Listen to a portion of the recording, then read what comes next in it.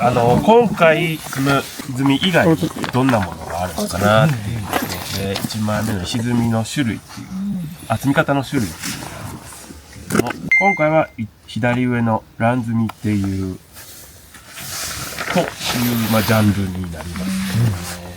で、それ以外の積み方として、右側の布積みっていうのを、レンガとかは割とこういう形ですね。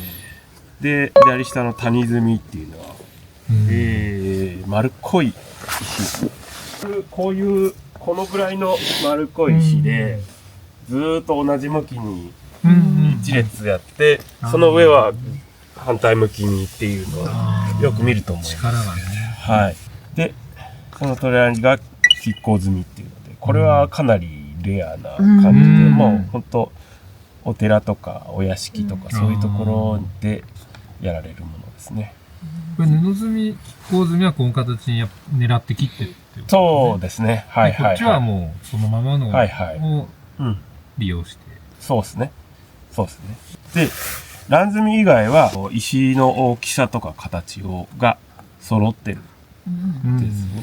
谷積み。谷積みも、この布積みみたいな長方形の石で谷積みにすることもよくあります。で、前が長方形のブロックで、こう斜め。ありますね。これも谷積みの一種ですよね。で、乱積みっていうのは、石の大きさも形もバラバラなものを積むですね。乱積みの中でも唐石積みって呼んでるんですけど、唐石積みって言ったらほぼこの乱積みのことだと思ってください。唐っていう言葉の意味ですけど、石と石の隙間の目地みたいなところとか、裏側にコンクリートとかを入れて詰めて固めるっていうのが、練り積みっていうんですよ。多分その詰めるものが練り物だから土とかコンクリート、練り物を入れるって意味で練り積みで、そういうのを入れないから唐積みっていう呼び方をしてます。今回は唐積み。唐石積みとか唐積みとかいう呼び方をします。で、使う石は割とほとんど加工しない野面石。加工してない石で特にまだゴツゴツしてる感じの多分野面石っていうんですけど、もう結構野面石って言葉も人によって捉え方が違ったりして、場合によっては乱積みとか唐石積みのことを野面積みっていう人もいます。でも初期のお城とかの石垣は野面積みって呼ばれることが多いですよね。裏を見てもらって、ここから唐石積み、今回は唐石積みの説明になりますね。上の断面図見てもらって、全体の構造としては、表に出てくるこういう大きい石を、積み石って呼んでいて、その裏にある細かい石をグリ石って呼んでいます。で、その積み石の中でも一番下の石が根石、一番上のになるのを天梅石って呼んでます。で、この積み石の角度ですね。角度はこの勾配って書いてあるんですけど、上に10上がったら奥に10対2とか10対3ぐらいの感じで傾ける感じが一番安定すると言われてます。どういう積み石の置き方をしていくと一番安定するのかなっていう。例えばこれとかこれとか、この石に対して右上と左上からそれぞれ力がかかって、これも右上と左上からそれぞれ重さがかかって、これもこっちからとこっちからこうかかってるのが一番理想的ですね。そうなるように考えながら積んでいく。表から見た場合はそういう風にして積んでいくと丈夫になる。この積む面に対する奥行きのこのことを控え、この長さのことを控え。なるほど。ちなみにこっちの方が5から四つ巻きが望ましいというのは、それはよく言われることです。その数が書いてある石ありますよね。5、4、5、6。その石に接してる石がいくつあるでしょうかって数えてみてください。はいはい。で、よく言ってね、四つ巻きはダメって言われるんですけど、でも、これもさっき言った、この4って書いてあるのも、右上と左上からそれぞれ重さがかかってる。で、これはいいんじゃないかっていうふうに、俺は思ってるんですね。で、四つ巻きで、あ、これ四つ巻きだ。一応四つ巻きっていう形です。ここですね。うん。まあでもどうしてもそういうのが出てきてしまうので、まあなるべくこういうのができないようにっていうことを考えながらやるんですね。この前から置いてある石は基本的にはもうほとんど効いてないもんばっかりです。もうお化粧で大きい隙間が見えないように。なるほどなるほど。そうなんかまあ歴史みたいなことを言うと、3世紀とかなんかそのぐらいになんか朝鮮半島からこの石積みの技術をもう本当に王だか王子様だかっていう人が日本に移り住んできて、その人が集団を作ってなんか古墳とかの作るのに従事してたらしくて、でその後比叡山の延暦寺かのあたりの石積みをやったらそれが評判になって、さらになんか桃山時代とか戦国時代になっての家康がなんか築城お城ブームを作って要するに家康真似してみんな家康じゃねえ信長か信長を真似してみんなお城に石積みをやるで、それでその延暦寺のあたりで石積みをやってたその人たちを全国に呼び寄せて石積みをさせた。でその人たちは阿能衆って呼ばれてるんだけど、なんか韓国の方に今でもその阿能っていう町の名前があるらしい。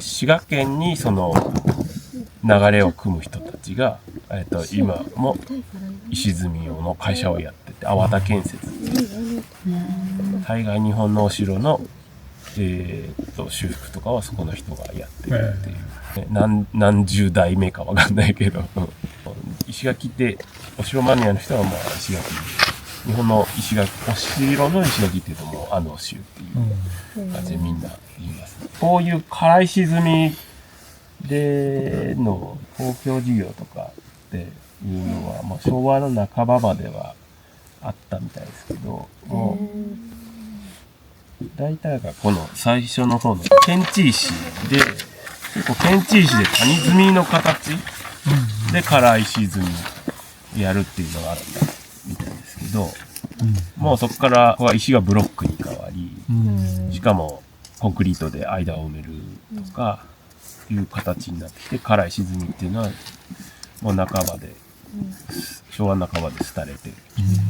私が教わった先生は若い頃本当に石工なんですけど、石工さんで若い頃にちょこっと積んで30代ぐらいでもう唐石積みはもうやらなくなったって言ってね。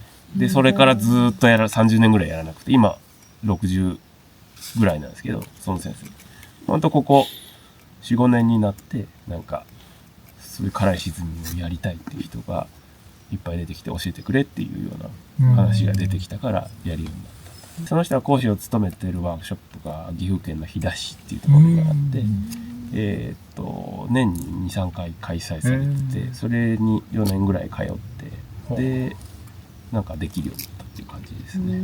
まあ田舎の方行けば結構農地の段々の畑とかのり面は自分たちでもうやっちゃってる、石工さんわざわざ呼ばずにっていう感じで、特に四国の方は果樹園とかが多くて、でもう段々畑自分たちでやってるみたいなところが多いので盛んですね、そっちの方は唐石積みで。徳島の大学でその唐石積みの技術を徳島大学にいた先生が勉強して習得して、でこの仕組みを残したいということで、石積み学校っていうのを作ってて、今全国でこのワークショップみたいなのを盛んに開催してますね。私たちこれやる前にその本を見て楽しい畑の石積みしたんですけど、やっぱ全然違ったようですけど、ルッキーさんに行って実際に石のまず顔をまず当ててみようとか、そういうのを実際やってみようと思うと全然わからなくて、なので今日は実際の実践をやってもらって、今回は前回からの続きの分で450個グッティさんと一緒に石をまず選びに行くところがはあ。これはどこから？これは天竜砂利プラントっていうところが船木良ダムって天竜川のそうダムがあって、そこの砂利をこう取るためにザーって取って、で大きさ別に分けてっていうので、この大きさのものは使わないんですよ。砂利プラントのどこの人もいらない石なんで、年に1回そのダムの底にまた戻すっていうことをしてる石で、それを今回買わしてもらって、前回のなんです1トン6000円ぐらい。1トンで6000円。だから他の砂利とかに比べるとずっと安く借りれて、買えてっていう石を、でグッチさんがすごいこのぐらいの小山になってるところに登っていって、この子は OK とか言われて、1個ずつ選んだのを持ってきて今回積んでます。でなんか石積みってどのぐらいの速さでできるのかなって言ったら、1日かけて1平米ちょっと積む、そうですね。1日1平米から2平米ぐらいっていう感じですね。結構すごい丁寧な、自分なりオリジナルのやり方もどんどん増えていってますよね。そうですね。じゃあそれを見てみましょう。通常っていうか一般的なからし積みはもう石だけ、石とグリ石だけ、有機物は入れないし瓦も入れないけど、最近その環境を改善するタイプの造園っていうのを学んだ時に、土の面はですね、平らなところもこういう切り立ったところも、土って結局水が急激に流れたりとか、急激に乾いたりとか、カラカラになると崩れやすくなるんです。で、ここ見てもポロポロですよね、そこね。石積みも、だから石だけで構成した石積みだと乾きやすいね、だろうなっていうことを思って、で、藁とか、落ち葉とかっていうものを裏に入れるように、自分オリジナルで始めました。で、あんまこういう大きい石積みじゃないけど、ちっちゃい石積みをやる造園屋さんとかは結構何もそういう知識なくても、なんかそういう藁とか有機物入れてる人たちはいて、ただこういう石垣みたいな石積みのシーンではなんかそういうことをやるっていうのはないですね。だから葉っぱとか藁が入ってることで、まずこの中をパーって水が雨で、この中バーって大量の水が来た時に受け止めて、下に落ちるスピードを落としてくれるし、で、前の方に出てる藁は、この濡れた時に、こう、滴って落ちてくるのを受け止める。受け止めつつ、繊維が奥方向にこう突っ込んであるんですよね。だから下に落ちるだけじゃなくて、横方向にへの水の移動を促している。それで、下にさっとスピーディーに落ちてしまうのを和らげてる。で、雨が止んだ時も、今度水分を含んでるから、ゆっくり乾いていく。そうするとここに接してる土も、この中も、生き物にとって、すごい住みやすい環境になっていって、特に落ち葉は藁も、表面に常在菌がいて、菌糸ってキノコとか、ああいう微生物が徐々にこう伸びていって、この中でネットワークを作ったり、そうするとどんどん植物とかもそこに根っこを伸ばしてやっていく。で、こういう特に糊面が崩れたりしないようにするのに一番いいのはやっぱり植物の根っこで、特に木の根っこですね。なるほど。なるほど。で、石垣から木が生えちゃって、石垣が崩れるからもうその木切っちゃえって言って、最近も姫路城かどっかのでやったらしいんですけど、それ逆効果だと自分は思っていて、それ確かに一部分はもう石垣がパコッとこう膨らんじゃったりするかもしれないけど、その状態でも逆に何十年もそれが崩れずにがっちり固定してくれてるはずだから、木の根っこって本当やってみると分かるけど、切り株を抜こうと思うともうめちゃくちゃな力がいって、めちゃくちゃ地面に噛んでるから、それがこの近くで起こってくれれば非常に丈夫な土壌になるっていう感じ。なんか植えていい樹種と植えちゃいけない樹種があって、昔の人はその城にの石垣に植える木、何を植えていいかって知ってたっていう話をしてましたね。最近は見栄えがいいからって言って、全然違う木を植えて、それが石垣を壊しちゃったりとか。そうですね。長野の現場でよく見たのは、もう本当にこれで言ったら、もうこの辺に結構太くなっちゃうカラマツとかを植えちゃってる。さすがにこの辺だと太くなるから、植えた頃はわかんないけど、このぐらいの木の幹になれば当然反ってくるから、この辺がちょっと押されて出てくるっていうのは。だからそんな太くなるんであれば、もう少し下がったところに植えた方がいいなと思うし。お茶の木とか、そんなめちゃくちゃ大きくならないけど、深いところまで根っこが伸びるやつがいいんじゃないかっていうのは、結構いろんな人の意見を聞きますけどね。とりあえず、だいぶ今日はですが。それに今日は、ここの部分を仕上げるイメージ。こんな感じで、よろしければ、作業に入りましょうか。はい。こ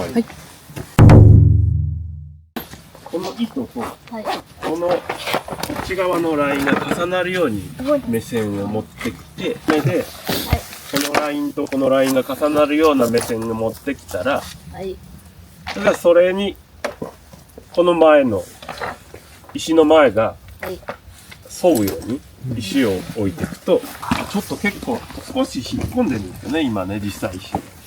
でもこの辺の石はどうですか？下の方の石って結構合ってますよね。だから新しくこう石を置くときは、本当は確かに。ちょっとここ前本当はこうしなきゃいけない。そうですね、その辺ですね。だんだんちょっと下がってきて、ここちょっとね、すごい難しかったな。けどまあ、そうやって、この出具合をチェックするためののがこの長針というものです。じゃあ、見方はそんな感じで、この石を使おうと思います。この石をここに置こうと思うんですが、どんな風に顔を、どこが顔だというか。細かい。そうそう、こっちが長い。そうですね。はいはい。じゃあここが顔だと多分こうなりますよ。こうかこう、右倒しか左倒しか、あともう真っ平らか。だけどこうどっちか右倒しか左倒しにした方が安定します。はいはいはい。こうやってると結構こうやじろべえみたいな感じになりやすいので、こう置くとこの長いちょっと下がってこの顔長さね、どこまでじゃあどこに置こうかと。これ今日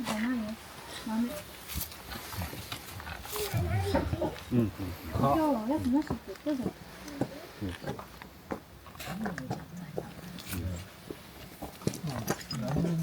この間に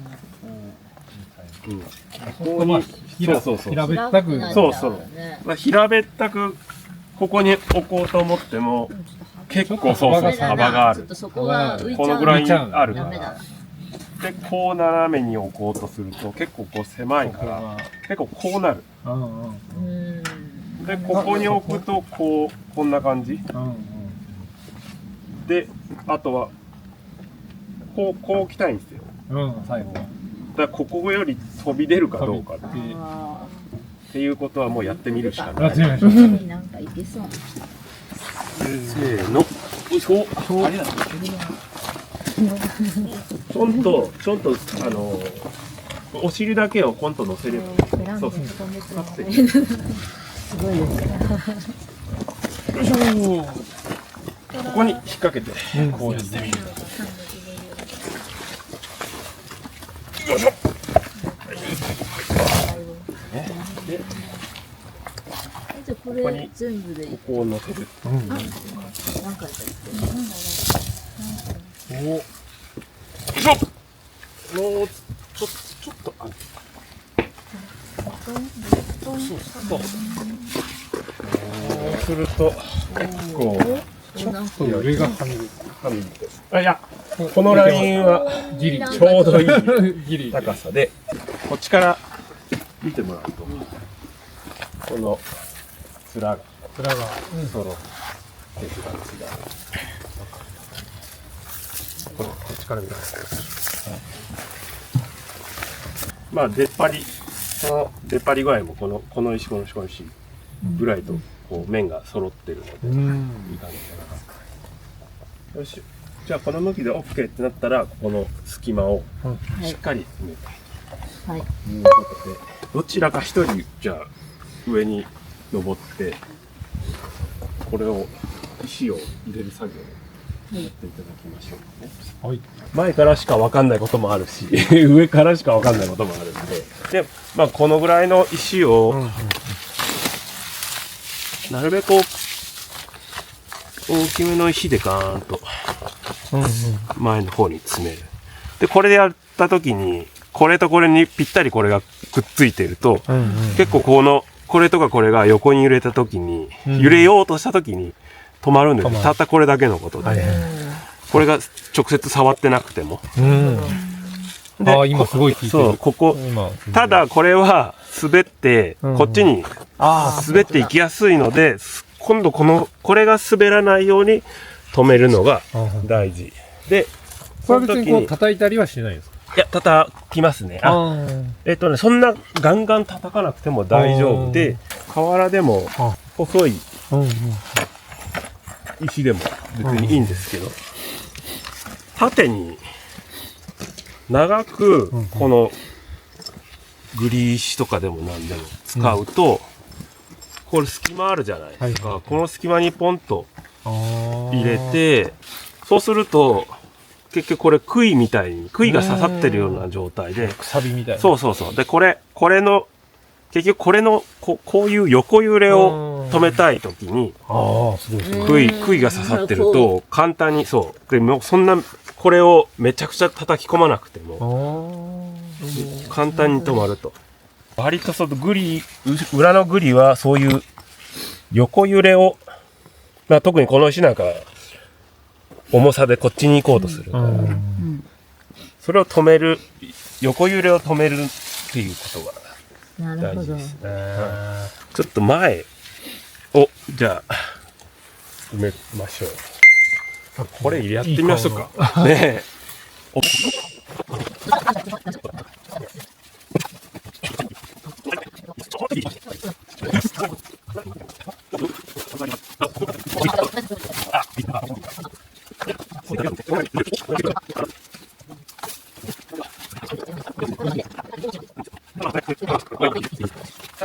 この辺の隙間を河原で埋めて、ちょっと出ても大丈夫。で、あとポイントとして次にここにまた石が来るんですよ。でその時に置いた時に、ここのグリが例えばこのぐらいの高さまでグリがあると、次石を置いた時にすごいそれが引っかかっちゃう。お尻が高くなる。だから次に置く石の邪魔にならない程度の高さまでグリを置いとくっていう感じです。よいしょ。で、あとこっちの方も、今度ここは、この石が今、はい。こっち方向にはい。落ちない。こっちから見えるかな。はい、見えます。この隙間ね。あそうそうそう。はいも埋めときたいですね。感じですよね。で、はい。止まったかな。はい。じゃあここをまたもうちょっとだけ埋めましょうか。このぐらいならもう、そうそう、河原でいいですね。ちょうどいい隙間は、こう、河原を刺して、で、広い場合はもう刺すっていうより、ガバッと流し込む。で、時々、こう、大きい隙間で、まだ入りそうだなっていうところを叩いて、そうそうそう。と、すごく効きます。こう、ガンガン入っちゃいますよね。特にこの後ろが土のところはもう、この辺で叩くと、後ろは土なんで、どんどん入ってくるので。はい。このぐらいにしときましょう。もうこれは、ここまで来て、今度もう、ここから下がってるようにしたいと思うので。はい。下げちゃう美味しい。ここ行きますか？そう、長いやついっぱいあるじゃないですか、前の方に。これどれかをここにガバッとはめて、終わると非常に安定感が。それ行きましょこれう。これをそこのところに入れたい。どっちが前こっ顔かちでもいいけど。これは、でもこう長いから、そう、右手が顔。そうそうそうそう。あとは、方向はちょっと、ここにこここうんうん。持てる？う、結構重い。いいよ。いいもらった。はい。はい。そうでしょう。ここにかましたいけど、ちょ分かっと微ってらっしゃる。妙か。いや、いいですか？いい。俺もそう思ってた。それでここにこう力を加える。はい。そうそうそう。これで、こいつとこいつ両方に、はい。いい感じに。逆に言うと、こいつはこの二つに支えられてるから、非常に安定感がいい。非常にいいと思います。後ろ、ジュンさん、ちょっとゆっくり上げてみてください。そうすると、ここが下がってくる。ああ、本当だ。そのぐらいの角度が多分すごく、隣ともこの傾斜が揃ってるから、いいと思う。だからここのそうそう。下でそう。オッケー。お、いい感じ、いい感じ。そしたら、ここ前から見てもわかると思うけど、空間すごいじゃない。はい。ここはもうしっかり石とか、はい。瓦とか、小さめの石とか、またそれの、瓦もそうだし、土の袋の中にもね、細かい石がいっぱい入ってるところあるんで、ここに、こいつの下にどんどん流し込んでます。最終的にここまでいけるので、この高さまでいけるので、いい感じになったら、そしたら、落ち葉を入れて、で、こうやって突っ込む。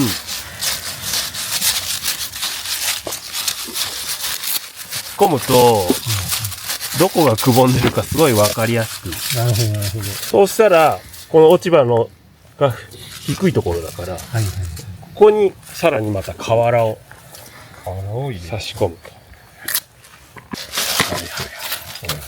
オッケー。